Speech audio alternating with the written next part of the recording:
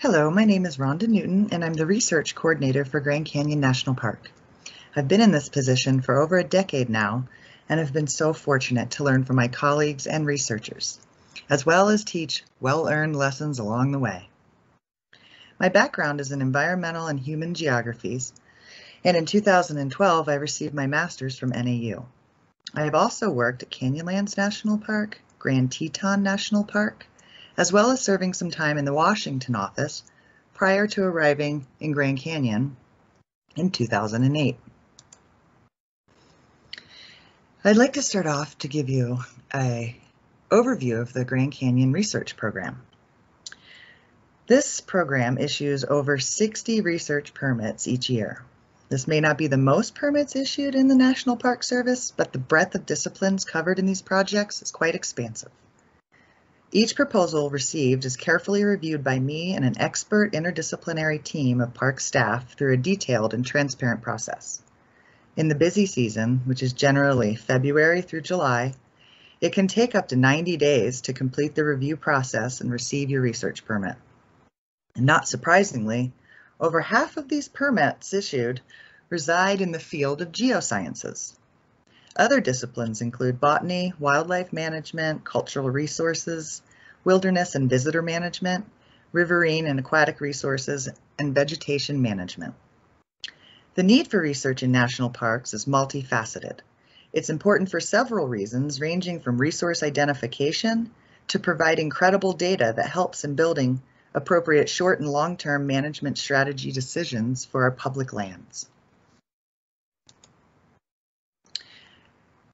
It's important to balance research priorities and legal mandates.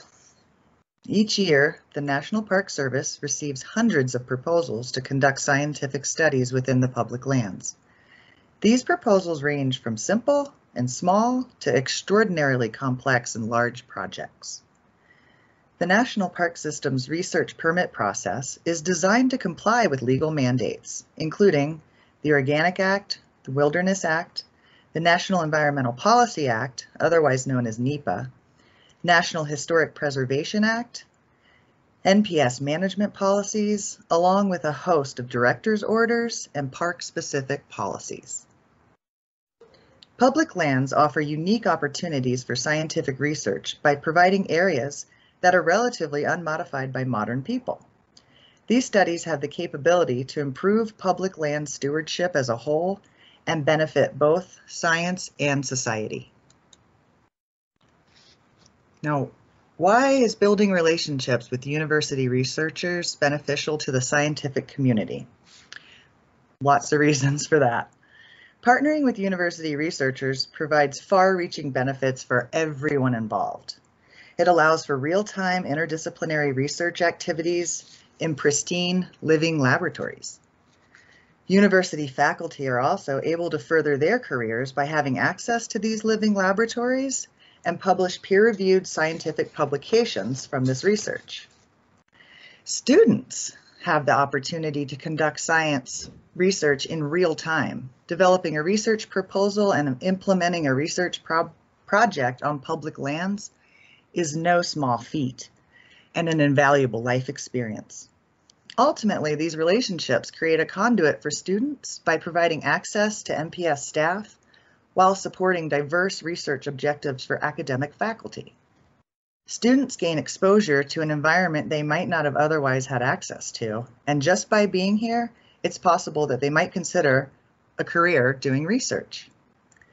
At the end of the day, successful research studies increase our scientific knowledge base and provide opportunities for stewardship for coming generations, one of the main principles of the NPS mission.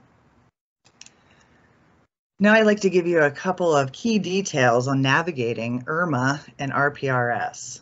So what is IRMA? IRMA is a portal that provides easy access to NPS online sites that manage and deliver resource information to parks, partners, and the public, so anyone can access this database. And as you can see, there's quite a few places you can go in here and rabbit holes. And we're going to quickly look at the research permit and reporting system. This is how you apply for a research permit in any national park unit. And what you'll do is you'll navigate to your investigator dashboard. You won't have a coordinator dashboard, but you will have an investigator dashboard. And you will go and scroll to create a new permit application. It's a fairly straightforward process, and once you enter your contact information, you'll continue to follow the prompts in completing the application process. For new studies, in addition to completing the online application, a detailed proposal or statement of work and the curriculum vitae of the principal investigator should also be loaded into this system, RPRS. You can also find the contact information for the research coordinator or equivalent staff for the park of your interest that you will be applying to here in RPRS. Building a robust proposal. This is key. There are challenges to this process nonetheless, and unfortunately there is no national policy that covers research permitting for all MPS units. So what this means is that each park has their own set of research priorities and guidelines for issuing research permits. So that means communication is key. Keep it open and do it often. Contact the park unit research coordinator or equivalent staff early in your planning process to stay in contact throughout the duration of your research project. It also helps to remain open to revisions to your proposal by park staff. They may be able to help build a more robust project by incorporating management priorities and/or park-specific research objectives to your proposal. A win-win for everybody. And I want to thank you guys so much for your attention and participation in this innovative webinar today. Thank you so much.